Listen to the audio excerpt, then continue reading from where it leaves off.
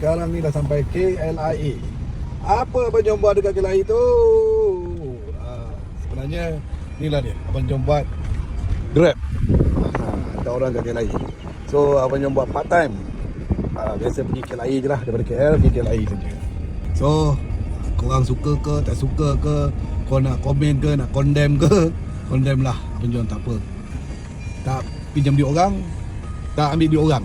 Yang penting cari duit. Walaupun orang kata Grab ni macam-macam, yang penting halal dan juga rezeki daripada Allah SWT. Buatlah apa saja kita nak buat, yang penting kita cari rezeki yang halal dan juga boleh menyara keluarga kita dan bahagia bersama keluarga kita. Jangan meminta-minta dan juga jangan ambil duit orang. Lagi-lagi rasuah.